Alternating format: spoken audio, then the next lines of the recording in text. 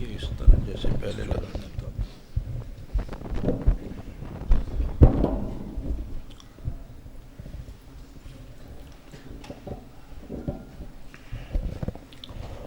صلی اللہ علیہ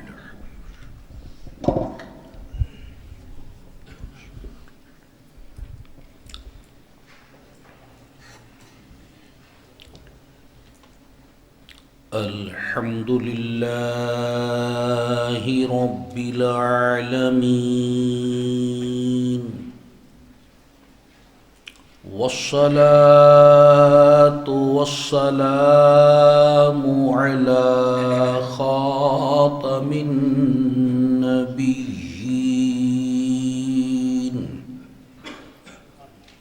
وعلى آله وأصحابه أجمعين. أما بعد فأعوذ بالله من الشيطان الرجيم. بسم الله الرحمن الرحيم. إن الذين قالوا ربنا الله ثم استقاموا تتنزل عليهم الملائكة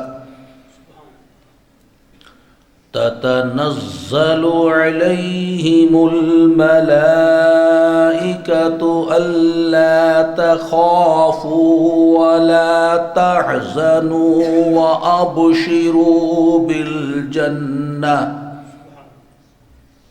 وأبشروا بالجنة التي كنتم توعدون. صدق الله العظيم. قال الله تبارك وتعالى في شان حبيبه الكريم: إن الله وملائكته يصلون على النبي يا أيها الذين آمنوا صلوا عليه وسلموا تسليما. الصلاة والسلام عليك يا سيدي يا رسول الله. الصلاة والسلام عليك يا سيدي يا حبيب الله. الصلاة والسلام عليك يا سيدي يا نبي الله وعلى آلك وصحابك يا سيدي يا نور الله. سیدنا حضرت ابو ہریرہ رضی اللہ تعالی عنہ روایت فرماتے ہیں رسول اللہ صلی اللہ تعالی علیہ وسلم نے ارشاد فرمایا، قرآن پاک کی ایک 30 آیتوں والی سورت ہے. ایک شخص نے اس کو پڑھا یہاں تک کہ اس کی بخشش ہو گئی، اور وہ سورت تبارک الذی بیدہ الملک ہے. ترمذی شریف کی روایت میں یہ بھی الفاظ ہیں: ہی المانعۃ ہی المنجیۃ تنجیہ من عذاب اللہ. یہ سورت روکنے والی ہے، نجات دینے والی ہے، جو اللہ کے عذاب سے نجات دے گی. موت کے وقت خاتمے کی خرابی سے نجات دے گی، قبر میں عذاب اور قبر کی تنگی سے نجات دے گی، محشر کی پریشانی سے نجات دے گی. یہ سورہ ملک کہلاتی ہے، جو 29ویں پارے کی پہلی سورت ہے. تو کوشش فرمائیں کہ روزانہ ایک بار اور رات کے وقت اس سورت کو پڑھ لیا کریں. انشاءاللہ اس سورت کی برکت سے دنیا و آخرت کی پریشانیوں سے اللہ تعالیٰ اپنی رحمت سے نجات عطا فرمائے گا۔ صلو علی النبی۔ حضرت امام شمس الدین سخاوی رحمۃ اللہ علیہ یہ حدیث پاک اپنی مشہور کتاب القول البدیع میں نقل فرماتے ہیں کہ سیدنا عبد الرحمن بن سمرہ رضی اللہ تعالی عنہ نے روایت فرمایا، ایک مرتبہ رسول اللہ صلی اللہ تعالی علیہ وسلم ہم پر تشریف لائے اور فرمانے لگے کہ آج رات میں نے ایک عجیب منظر دیکھا۔ میں نے اپنے ایک امتی کو پل صراط پر چلتے ہوئے دیکھا۔ پل صراط کے بارے میں تو ہم جانتے ہیں کہ کل قیامت میں جہنم کے اوپر یہ پل قائم ہوگا، جس کا نام پل صراط ہے، جو بال سے باریک، تلوار سے تیز اور 500 برس کا راستہ ہے۔ جو اس پل کو پار کرے گا وہ جنت میں جائے گا، اور جو اس پل کو پار نہ کر پائے گا نیچے دوزخ ہے، اس میں گر جائے گا۔ رسول اللہ صلی اللہ تعالی علیہ وسلم ارشاد فرماتے ہیں، میں نے اپنی امتی کو پل صراط پر چلتے ہوئے دیکھا۔ میں نے دیکھا کبھی وہ چلتا ہے، کبھی سلپ ہو جاتا ہے، گر پڑتا ہے، لٹک جاتا ہے، پھر پکڑتا ہے، پھر چلتا ہے، یوں گرتا پڑتا وہ پل صراط پر جا رہا تھا کہ اسی اثنا میں دنیا میں مجھ پر پڑا ہوا درود پاک آ گیا۔ جو دنیا میں اس نے مجھ پر درود بھیجا تھا وہ درود آ گیا، اور اس نے میرے اس امتی کا ہاتھ پکڑا، پل صراط پر کھڑا کیا اور پل سے پار لے گیا۔ صلو علی النبی۔ جب آئے کوئی مشکل پڑھ لو درود ان پر، ہر درد کی دوا ہے، صلی علی محمد۔ صلو علی النبی۔ محترم بھائی اور بزرگوں، منقول ہے کہ بنی اسرائیل میں ایک قوم داور دان نامی گاؤں میں رہا کرتی تھی۔ ایک مرتبہ وہاں طاعون کی وبا پھوٹ پڑی۔ اس بستی کے جو اہل ثروت لوگ تھے، دولت مند لوگ تھے، دنیا دار قسم کے لوگ تھے، انہوں نے دیکھا کہ طاعون کی وبا پھیل گئی، یہ خطرے کی بات ہے، آدمی مر جاتا ہے اس بیماری کی وجہ سے، وبا کی وجہ سے۔ تو انہوں نے بوریا بستر لپیٹا اور اس بستی سے بھاگ گئے، نکل گئے۔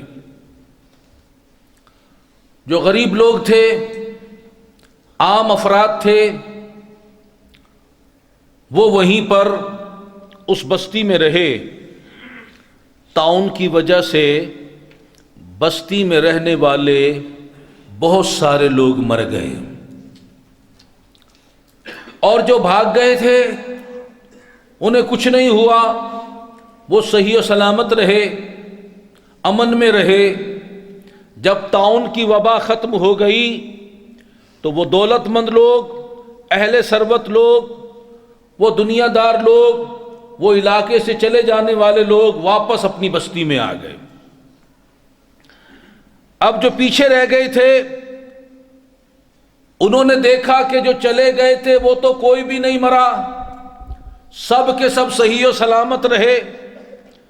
تو آپس میں گفتگو کرنے لگے اور انہوں نے کہا کہ اگر آئندہ ایسی وبا دوبارہ آئی، آئندہ یہ وبا آئی تو پھر ہم بھی یہاں نہیں رہیں گے، ہم بھی چلے جائیں گے تاکہ ہمیں بھی امن ملے، ہم بھی موت سے بچ جائیں۔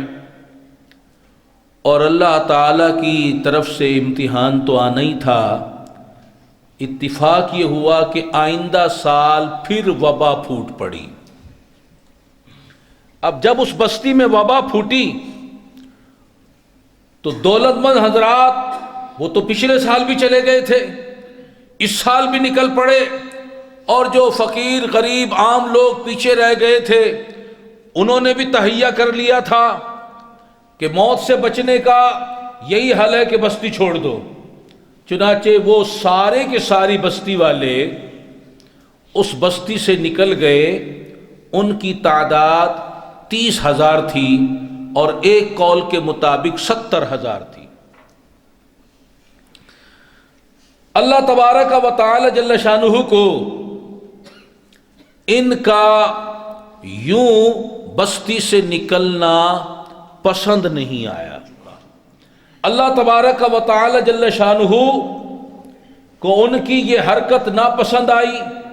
اللہ تعالی ان سے ناراض ہوا، 2 فرشتوں کو اس بستی کی طرف بھیجا، ایک بستی کے اوپر کھڑا ہوا، ایک بستی کے نیچے، اور ان دونوں نے ایک ندا بلند کی، بلند آواز سے انہوں نے ایک چیخ بلند کی، موتو، مر جاؤ۔ اور ان کی یہ ندا بلند کرنی تھی، وہ 70,000 سارے کے سارے مر گئے، یہاں تک کہ ان کے جانور بھی مر گئے، کوئی بھی نہیں بچا، سارے کے سارے مر گئے۔ اب ان کی لاشیں پڑی ہوئی ہیں، کوئی دفنانے والا نہیں۔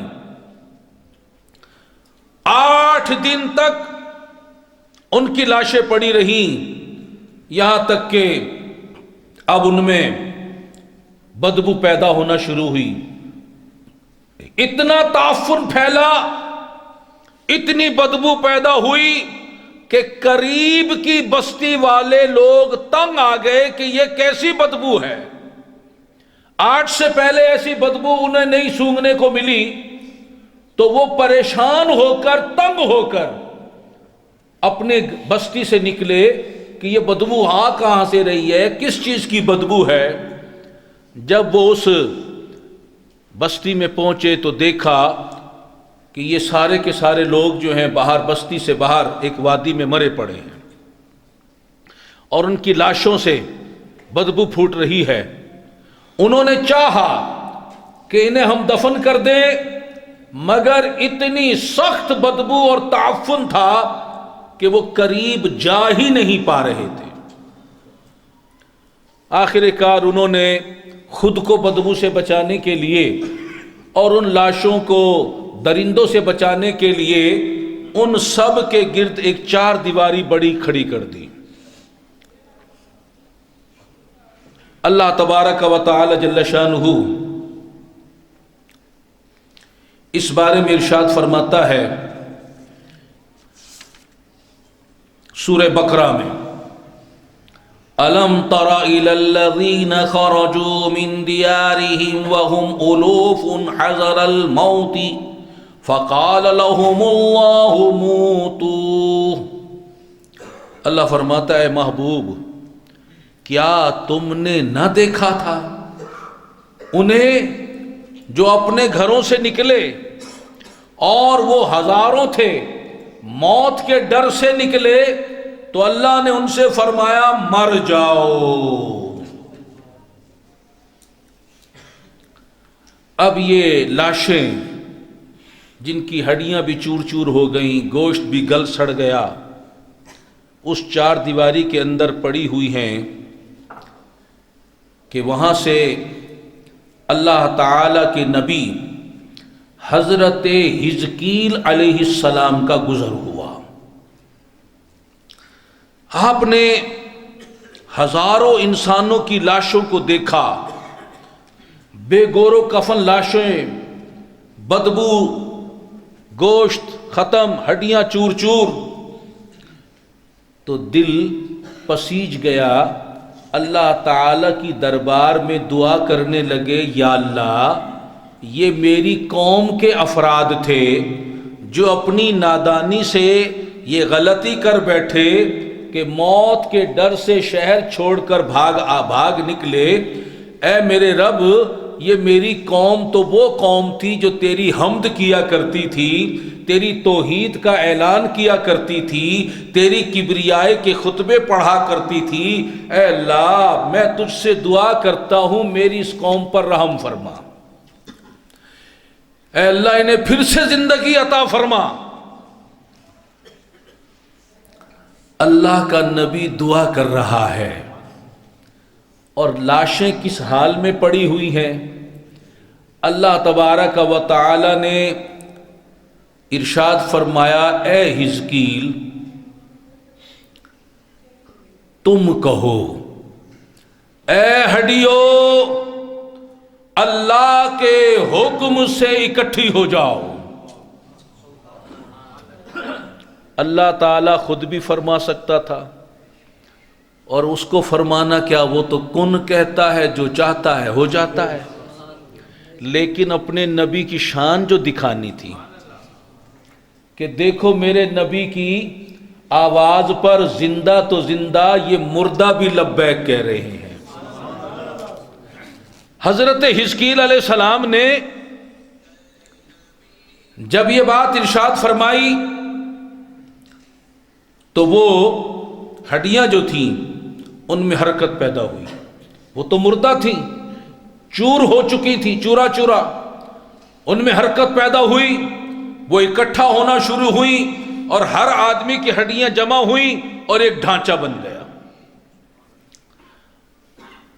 پھر اللہ تعالیٰ کی جناب میں دعا کی، اللہ نے فرمایا اے حزقیل تم کہو، اے ہڈیو تمہیں اللہ حکم دیتا ہے، تم اللہ کے حکم سے گوشت پوش پہن لو، گوشت پوش پہن لو۔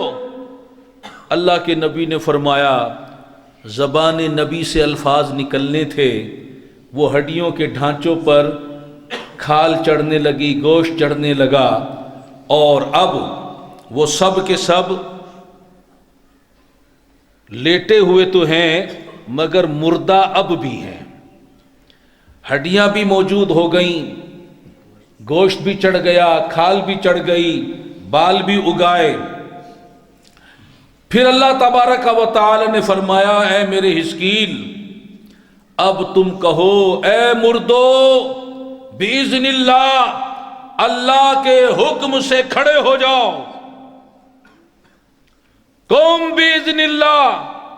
بس اللہ کے نبی کا یہ فرمانا تھا، وہ جو مردہ تھے سب کے سب زندہ ہو گئے اور کھڑے ہو گئے، اور ان کی زبانوں پر جاری ہو گیا، سبحانک لا الہ الا انت۔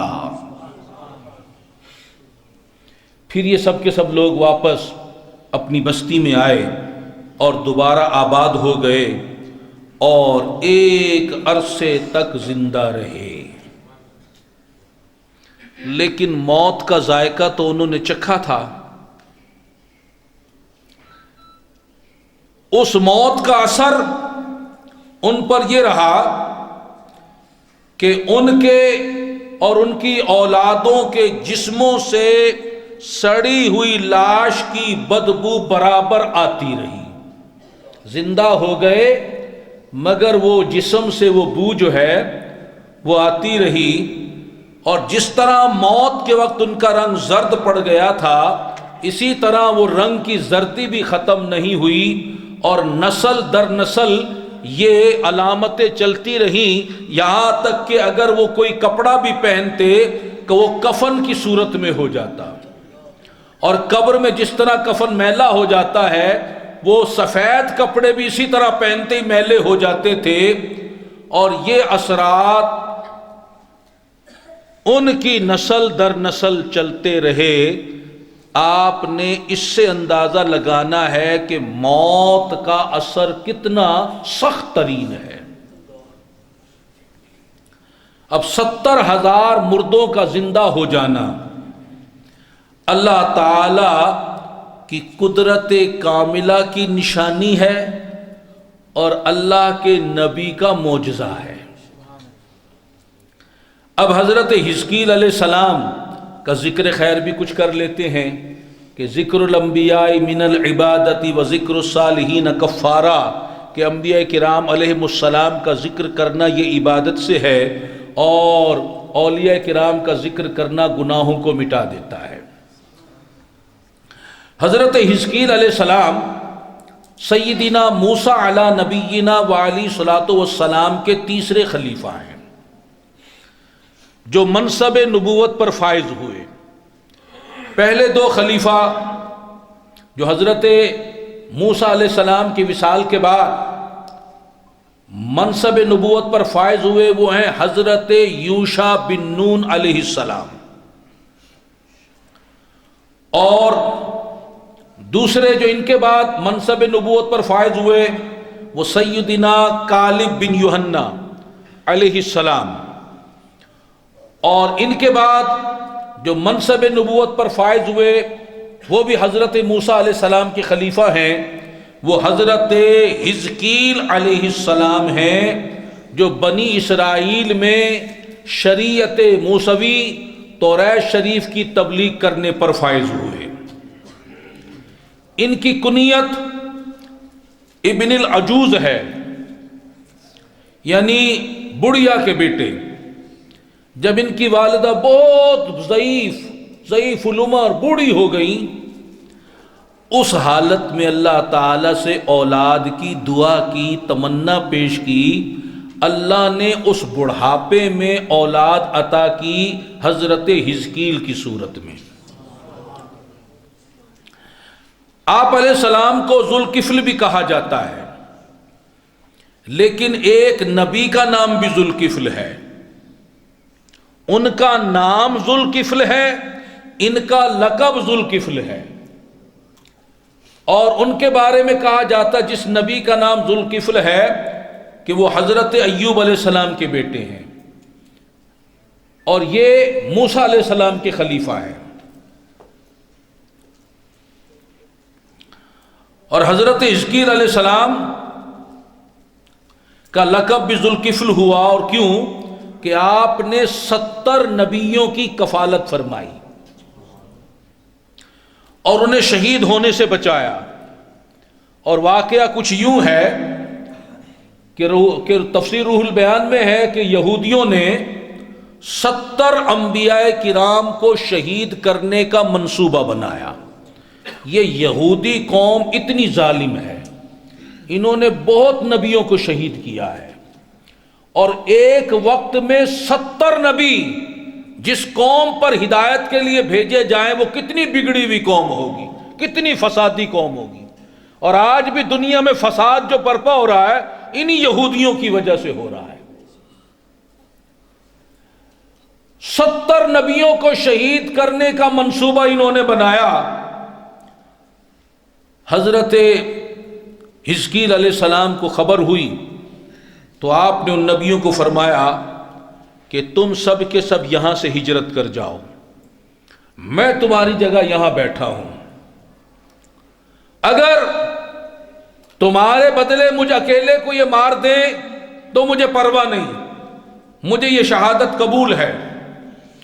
چنانچہ آپ نے ان 70 نبیوں کو راتوں رات وہاں سے ہجرت کرا دی، اور آپ ان کی جگہ تشریف فرما ہوئے۔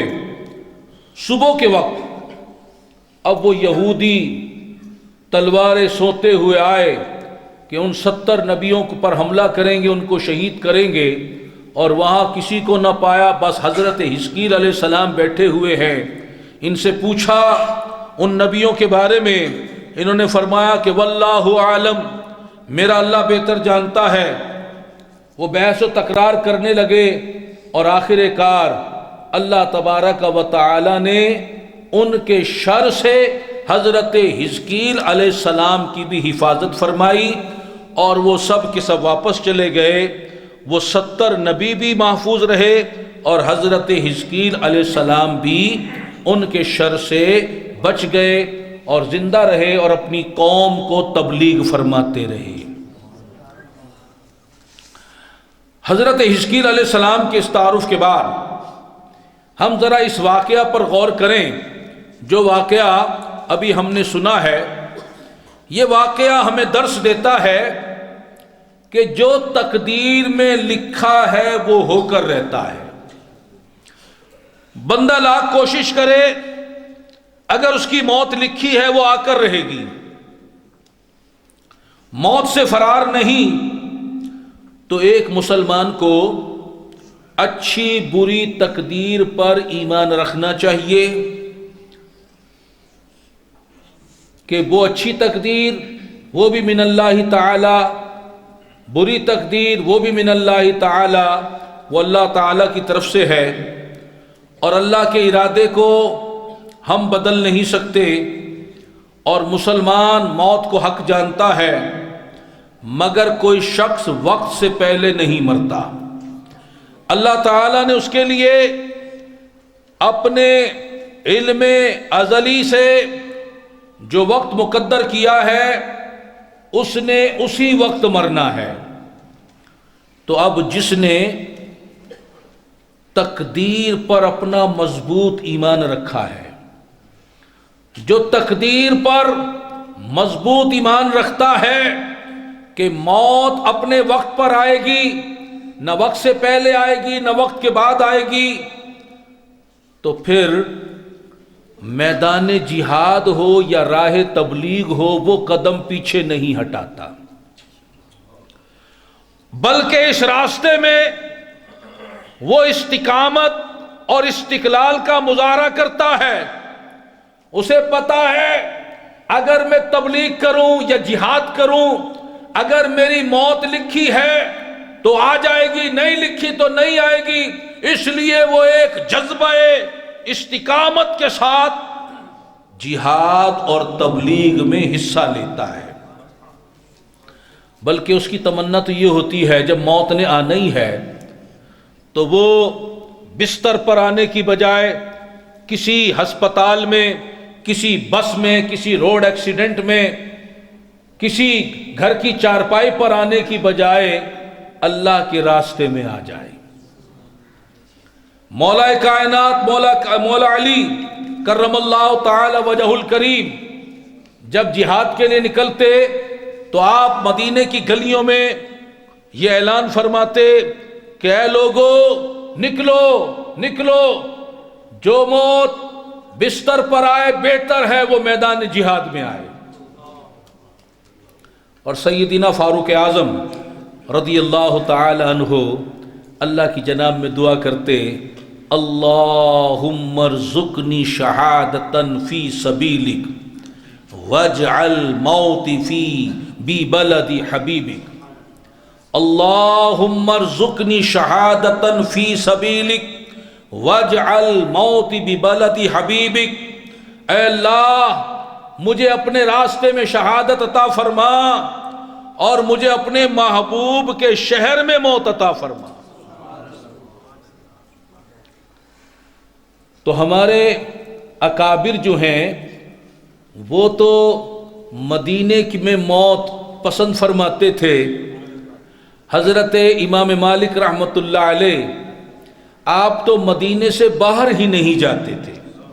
ایک حج کر لیا، فرمایا فرض حج ادا ہو گیا، بس اب مدینے سے باہر مکہ بھی میں نہیں جانا. ساری زندگی مدینے شریف ہی میں گزار دی اور وہیں وصال ہوا. ایسا مدینے پاک سے عشق تھا. تو خیر راہ دین میں استقامت جو ہے یہ مومن کی علامت ہے. الاستقامت فوق الکرامت، دین پر استقامت یہ بڑی کرامت ہے. ہم شعبہ تبلیغ سے وابستہ ہیں، اپنی استطاعت کے مطابق تبلیغ کرنا ہر مسلمان کا فرض ہے. رسول اللہ صلی اللہ علیہ وسلم نے فرمایا بلغوا عنی ولو آیا، میری طرف سے تبلیغ کرو، میرے نائب بن کر، میرے خادم بن کر میرے دین کی تبلیغ کرو، اگرچہ وہ ایک آیت کی ہو، اگرچہ وہ ایک بات کی ہو. اگر تم تک میرے دین کی ایک بات بھی پہنچی ہے، ایک آیت بھی پہنچی ہے، ایک روایت بھی پہنچی ہے تو تمہاری یہ ڈیوٹی ہے اسے دوسرے تک پہنچاؤ. چراغ سے چراغ جلاؤ، میرے دین کی روشنی کو آگے بڑھاؤ. اور اس راستے میں जो तकालीफ, परेशानियाँ, अज़ियतें, मसाइब व आलाम हमारे बुज़ुर्गों को दरपेश आए, घबरा कर राह तबलीग से उन्होंने मुंह नहीं मोड़ा, वो इस्तिकामत के पहाड़ बन गए। अल्लाहु अकबर। उन्होंने जो इस्तिकामत का मुजाहरा किया, किस लिए? कि उनके सामने सीरत मुस्तफ़ा थी। इमामुल मुबल्लिगीन सय्यिदुल मुरसलीन सल्लल्लाहु तआला अलैहि वसल्लम ने जिस इस्तिकामत का मुजाहरा किया, वो सीरत मुहम्मदी उनके पेशे नजर थी और वो उसी सीरत पर चल रहे थे। आइए गौर कीजिए कि जब मक्का के कुफरिस्तान में रसूलुल्लाह सल्लल्लाहु अलैहि वसल्लम ने तौहीद की सदा बुलंद की, क़ूलू ला इलाहा इल्लल्लाह का नारा जब मदीने मक्का की वादी में गूंजने लगा तो ईवाने कुफ्र में खलबली मच गई।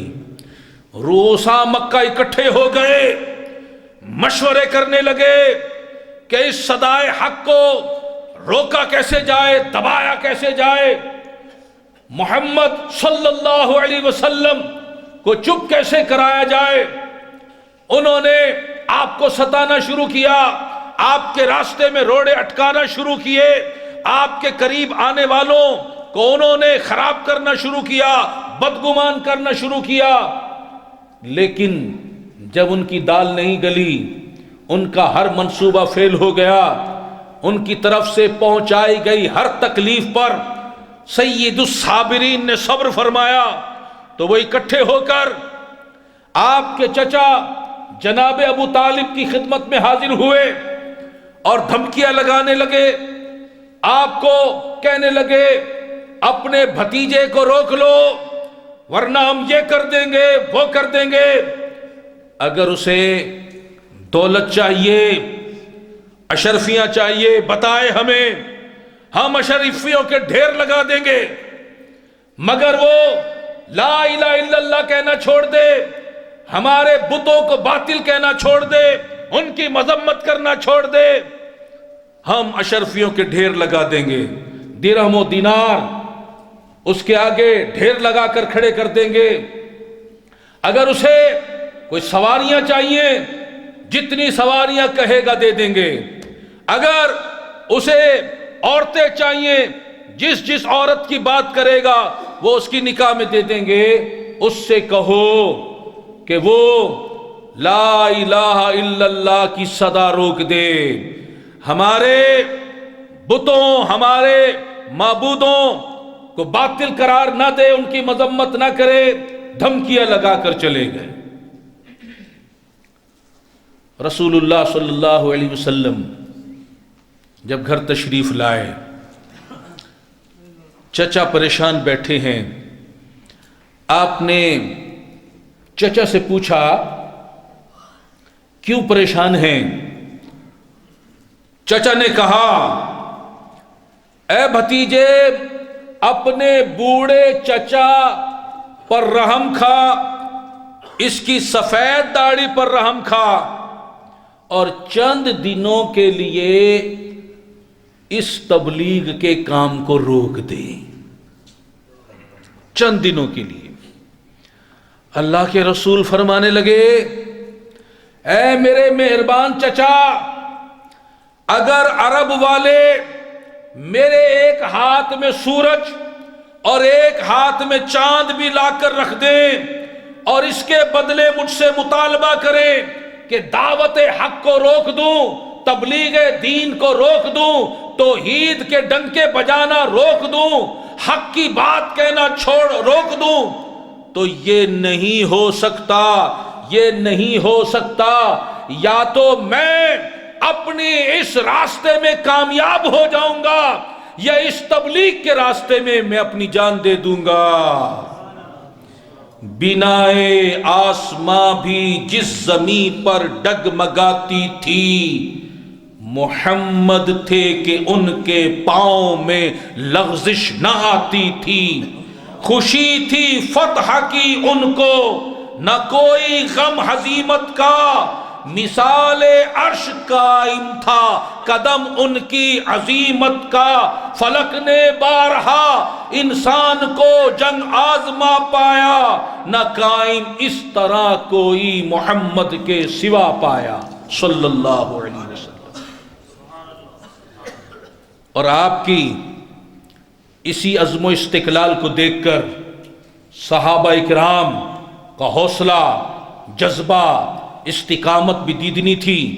सैयदिना अबू ज़र ग़िफ़ारी रदी अल्लाह तआला अन्हु मक्का के बासी नहीं हैं, मक्का से बाहर कबीला गफ़ार के रहने वाले हैं। आपको जब रसूलुल्लाह सल्लल्लाहु अलैहि वसल्लम के बारे में ख़बर हुई, आपको इस्लाम की इत्तला मिली, दिल में जस्तजू हुई, आप मक्का तशरीफ़ ले आए। एक तवील वाक़या है। बहरहाल आप सरकार सल्लल्लाहु अलैहि वसल्लम के कदमों में पहुँचकर मुसलमान हो गए।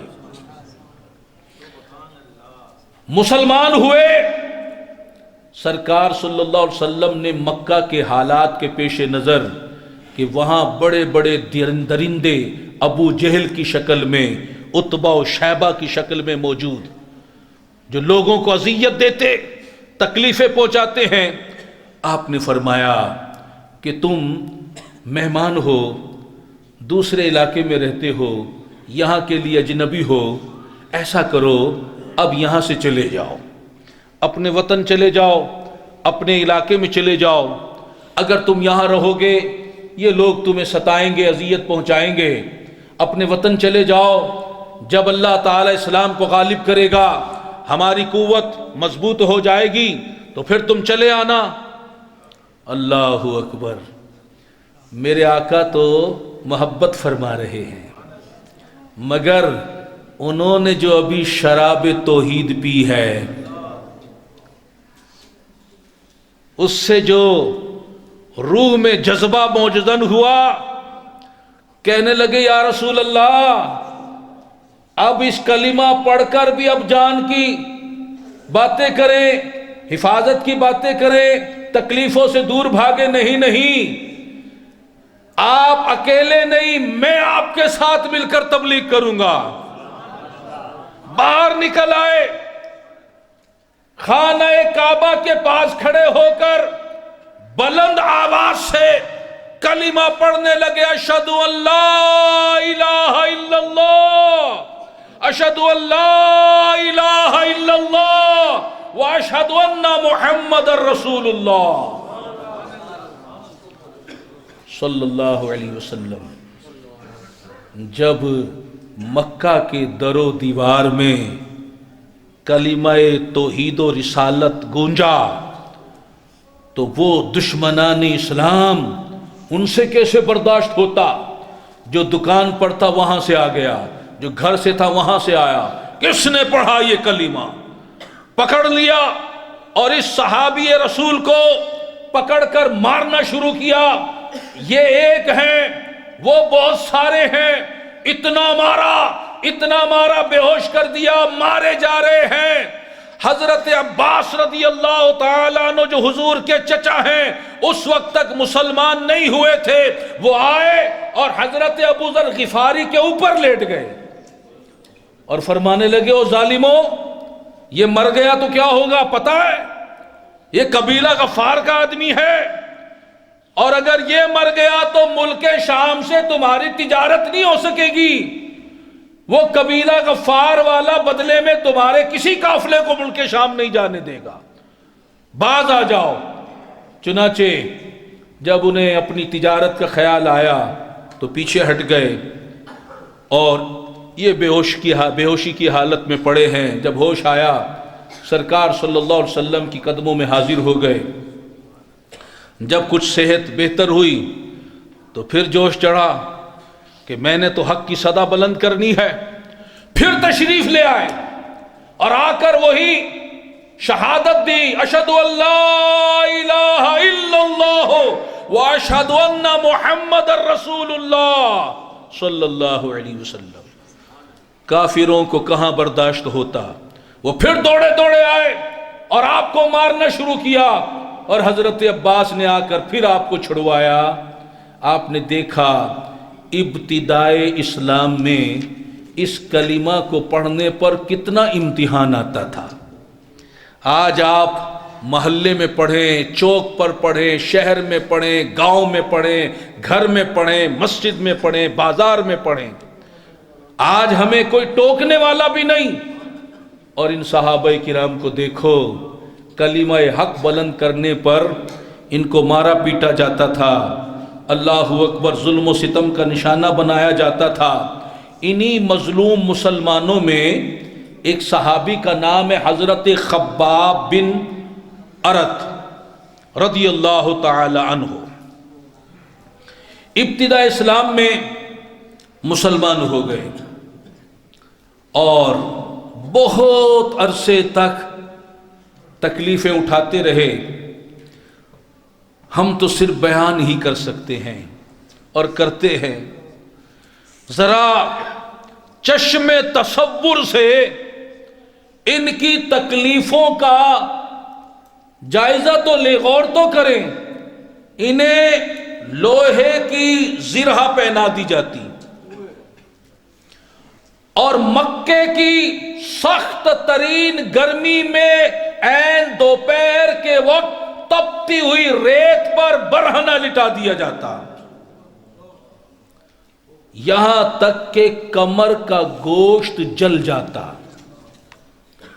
یہ ایک عورت کے غلام تھے جو کافرہ تھی، جب اسے خبر ہوئی کہ یہ محمد عربی کا غلام بن گیا ہے صلی اللہ علیہ وسلم، اس نے تشدد شروع کر دیا، چھوڑ دے ان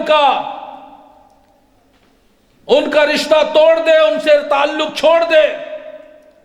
مگر یہ تو استقامت کے پہاڑ ہیں، یہ کسی تکلیف کی وجہ سے دین سے کیسے پھر سکتے تھے؟ اللہ اکبر، انہوں نے تو دیدار مصطفیٰ کے ذریعے توحید کی مے کو پیا تھا۔ وہ ظالمہ لوہے کی راڑ کو آگ میں گرم کرتی اور اسے نکال کر ان کے سر پر رکھ دیتی اور کہتی چھوڑ دے محمد کا دین صلی اللہ علیہ وسلم، اور سر پر اگر دہکتی ہوئی راڑ رکھی اور پھر کوئی کہے اشہد ان لا الہ الا اللہ واشہد ان محمد رسول اللہ، یہ ہے استقامت، یہ ہے سچی مسلمانی، یہ ہے غلامی رسول کی صداقت۔ اللہ اکبر۔ سیدنا فاروق اعظم رضی اللہ تعالی عنہ نے ایک مرتبہ ان حضرت خباب رضی اللہ تعالی عنہ سے فرمایا، اے خباب، میں تو بہت دیر بعد مسلمان ہوا، تم تو شروع میں مسلمان ہو گئے تھے، ذرا ابتدائے اسلام میں جو تمہیں تکلیفیں پہنچی اس بارے میں کچھ مجھے بتاؤ۔ آپ نے فرمایا، حضور میں زبان سے کیا بتاؤں، آپ بس میری کمر دیکھ لیں، آپ کو پتہ چل جائے گا۔ ان کے پشت مبارک سے کرتا کو ہٹایا گیا۔ فاروق اعظم رضی اللہ تعالی عنہ نے جب ان کی کمر کو دیکھا تو فرمایا، آہ، ایسی کمر ہم نے کسی کی نہیں دیکھی۔ فرمانے لگے، حضور مجھے دہکتے ہوئے انگاروں پر لٹا کر گھسیٹا جاتا تھا اور میری پیٹھ جل جاتی تھی، کبھی دھوپ میں لٹا کر پیٹھ جلائی جاتی، کبھی انگاروں پر لٹا کر گھسیٹا جاتا، کبھی سر پر دہکتی ہوئی راڑ رکھ دی جاتی، اور یہ استقامت کے پہاڑ رہے۔ فاروق اعظم فرمانے لگے، اللہ اکبر، کہ واقعی تم نے ابتدائے اسلام میں بہت زیادہ تکلیفیں اٹھائیں۔ اللہ اکبر۔ 37 ہجری میں آپ کا وصال ہوا۔ کوفہ میں پہلے صحابی ہیں جو دفن ہوئے، اور حضرت علی رضی اللہ تعالیٰ عنہ آپ کی قبر پر تشریف لائے۔ اللہ اکبر۔ مولا علی قبر پر تشریف لائے اور فرمانے لگے اللہ تعالیٰ خباب پر رحم فرمائے، اپنی خوشی سے مسلمان ہوا، خوشی سے ہجرت کی اور جہاد میں زندگی گزار دی اور مصیبتیں برداشت کی۔ مبارک ہے وہ شخص جو قیامت کو یاد رکھے اور حساب کتاب کی تیاری کرے اور صرف گزارا کے مطابق مال پر قناعت کر لے اور اپنے اللہ کو راضی کر لے۔ دیکھیے ہمارے بزرگوں نے کیسی کیسی تکلیفیں اٹھائیں، یہاں تک کہ جیلیں بھی کاٹیں۔ امام اعظم ابو حنیفہ کو اسی راہ اسلام میں، اسی راہ تبلیغ میں، حق کی تبلیغ میں آپ کو جیل ڈال دیا گیا۔ حضرت امام مالک رضی اللہ تعالی عنہ نے صعوبتیں برداشت کی، حضرت امام احمد بن حنبل نے کوڑے کھائے اور بہت سے بزرگوں کو شہر بدر کیا گیا، اللہ اکبر، مگر انہوں نے تبلیغ کا کام نہیں چھوڑا۔ شہر بدر کر دیا گیا، جیل میں ڈال دیا گیا، کوڑے برسائے گئے، یہاں تک کہ حضرت حتیطہ رضی اللہ تعالی عنہ کو چھت سے گرا کر شہید کر دیا گیا، مگر انہوں نے حق کی دعوت کو نہیں چھوڑا، تبلیغ کے راستے کو نہیں چھوڑا، استقامت کو اختیار کیا۔ اللہ تعالی ایسوں کی شان میں ارشاد فرماتا ہے ان الذین قالوا ربنا اللہ ثم استقاموا، بے شک وہ جنہوں نے کہا ہمارا رب اللہ ہے، حق کا نعرہ لگایا، حق کی بات کی اور پھر اس پر استقامت اختیار کی، قائم رہے، تتنزل علیہم الملائکہ، ان پہ فرشتے اترتے ہیں اور وہ کیا کہتے ہیں؟ اللہ تخافوا، کہ نہ ڈرو، ولا تحزنوا، اور غم نہ کرو، وابشروا بالجنہ، ہم تمہیں جنت کی بشارت دیتے ہیں، خوش ہو جاؤ اس جنت پر، التی کنتم توعدون، جس کا تمہیں وعدہ دیا جاتا ہے۔ امام اعظم ابو حنیفہ رحمت اللہ تعالی علیہ کہ جب وصال ہو گیا، کسی نے آپ کو خواب میں دیکھا اور پوچھا ما فعل بک ربک، اللہ تعالیٰ نے آپ کے ساتھ کیا معاملہ فرمایا؟ فرمایا الحمدللہ میری مغفرت ہو گئی۔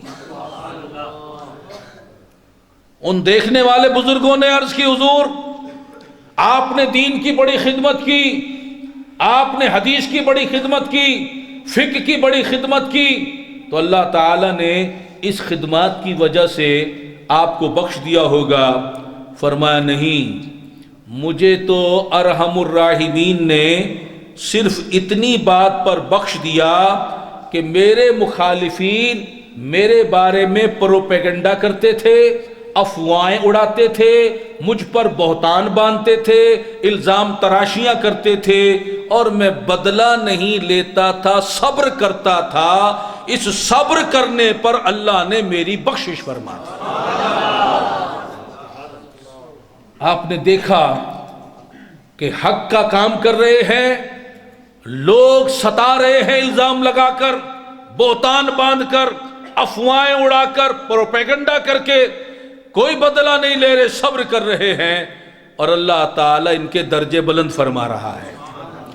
اور آپ کے شاگرد رشید سیدنا حضرت امام ابو یوسف رحمت اللہ تعالی علیہ کا وصال ہوا تو حضرت معروف کرخی رحمت اللہ علیہ کو تاخیر سے اطلاع ملی آپ کے وصال کی۔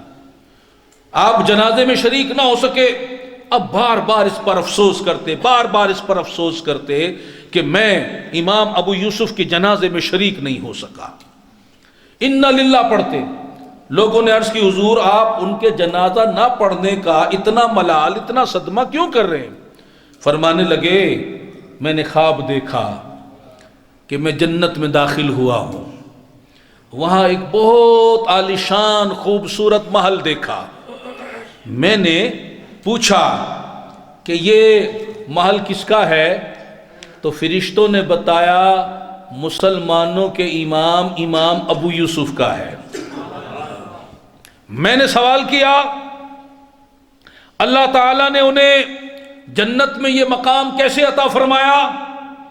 تو فرشتوں نے بتایا دین کی تعلیم دینے اور دین کی تعلیم کا دل میں شوق رکھنے کے صلے میں اللہ تعالیٰ نے جنت میں انہیں یہ گھر دیا، اور وہ لوگوں کی طرف سے ملنے والی تکلیف پر صبر کرتے تھے، اس کی بدولت یہ درجہ عطا فرمایا۔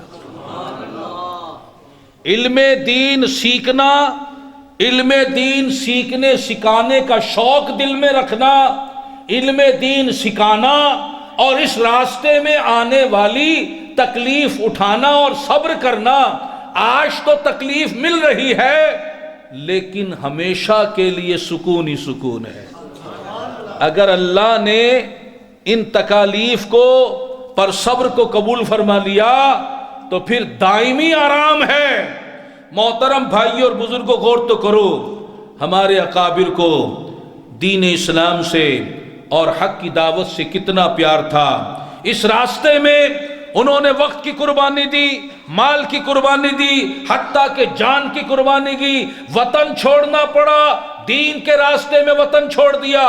آپ جتنے مزارات پاکستان میں ہیں، آپ ان صاحبان مزار، اہل مزارات کے بارے میں غور کریں اور پتہ کریں کہ ان میں سے کیا یہ اسی شہر میں پیدا ہوئے تھے کہ جہاں ان کا مزار ہے؟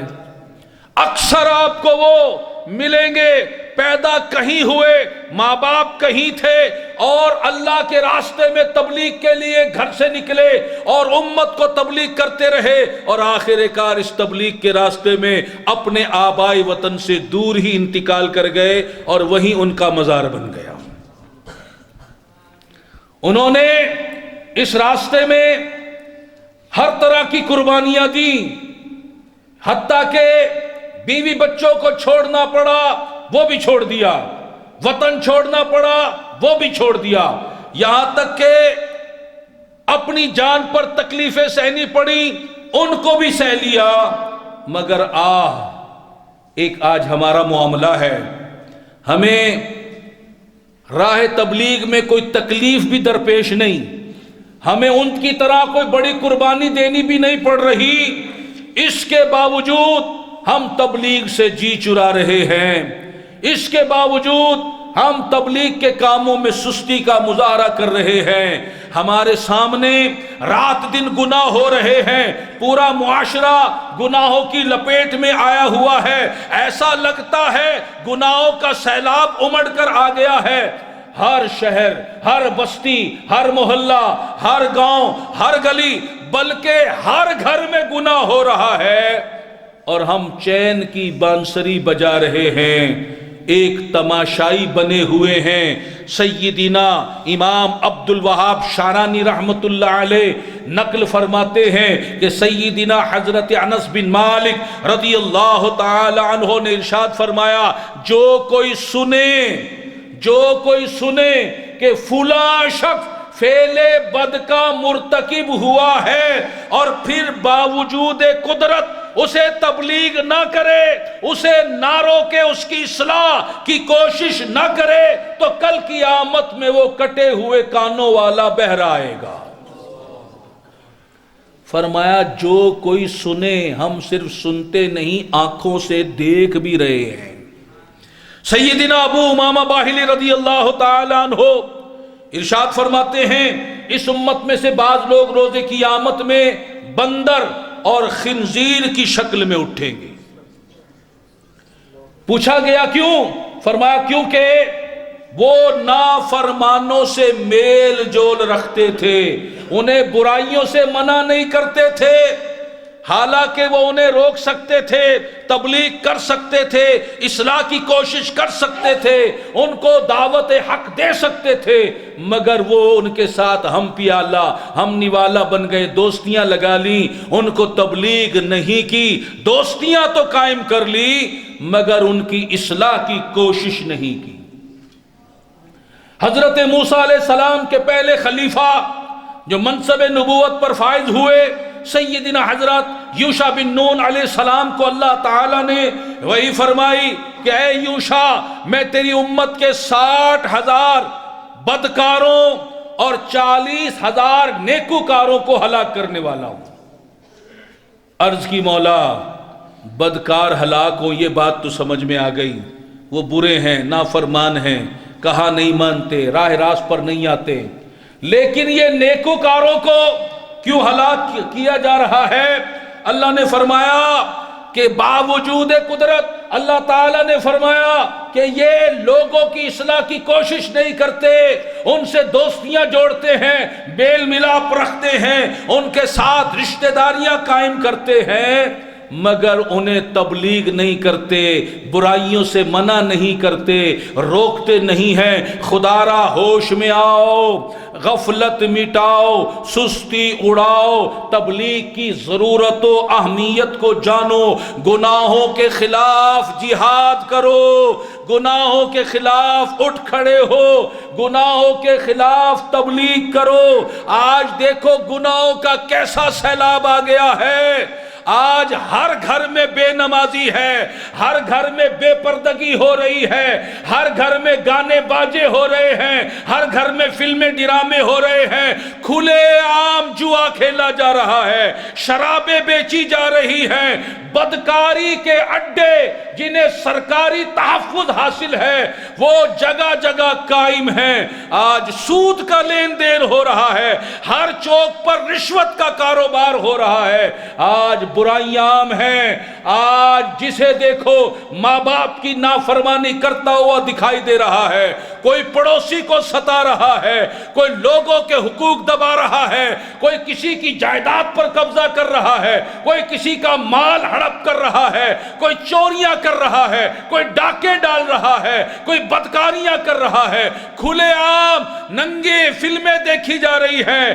کھلے عام بے حیائی اور بدکاری کے پروگرام کھلے عام منعقد کیے جا رہے ہیں، یہ تفریح گاہیں بدکاری کے اڈے بن گئے ہیں، ہر طرف فحاشی، عریانی، بے حیائی، بدکاری کا دور دورہ ہے، حرام روزی عام ہو گئی ہے۔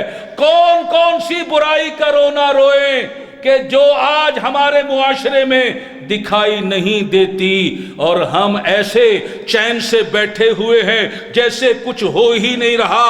ارے ان گناہوں کی کثرت کو دیکھ کر دل میں آگ جلنی چاہیے تھی، دل غمگین ہونا چاہیے تھا، دل کو ایک تکلیف ہونی چاہیے تھی کہ میرے ملک میں، میری بستی میں، میرے شہر میں میرے رب کے اتنے قانون روزانہ ٹوٹتے ہیں، میرے رب کے احکام کی اتنی خلاف ورزی، اور وہ بھی کھلم کھلا ہوتی ہے، لیکن ہم مردہ ہو گئے ہیں، ہمیں سمجھ نہیں آ رہا یہ کب تک اس طرح بے حسی والی زندگی گزاریں گے۔ ہمت مرداں مدد خدا، اٹھو کمر باندھو، اب تک جو سستی کی اس پر اللہ تعالیٰ کے حضور توبہ کر کے معافی مانگ لو، اس سے پہلے کہ اللہ تعالیٰ کی ناراضی ظاہر ہو، اور اللہ تعالیٰ کے حضور عرض کرو مولا اب تک جو مجھ سے سستی ہو گئی، کاہلی ہو گئی کہ میں اپنے کام تو کرتا رہا، بچوں کے کام کرتا رہا، میں دوستوں کے کام کرتا رہا، رشتہ داروں کے کام کرتا رہا، گھر کے کام کرتا رہا، مگر مولا میں تیرے دین کا کام نہ کر سکا، میں تیرا مجرم ہوں، میں تیرے حضور معافی مانگتا ہوں، تجھ سے گزارش کرتا ہوں تو مجھے معاف کر دے، مجھ پر رحم فرما دے۔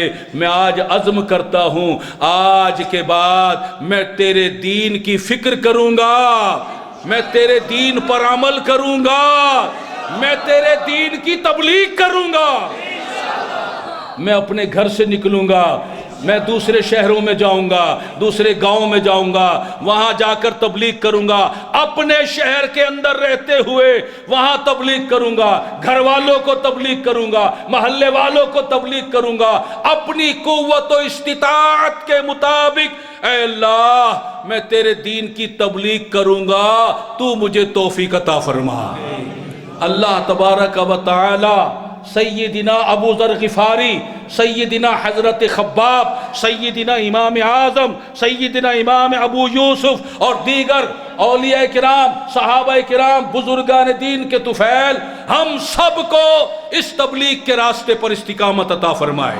کامیابی عطا فرمائے، کامرانی عطا فرمائے، یہ قافلہ رواں دواں رہے، اسی طرح ہم تبلیغ کرتے رہیں، اسی راستے میں ہماری زندگی گزر جائے اور اسی راستے میں ہمیں موت نصیب ہو جائے۔ آمین آمین بجاہ خاتم النبیین صلی اللہ علیہ وسلم۔ وما علینا الا البلاغ۔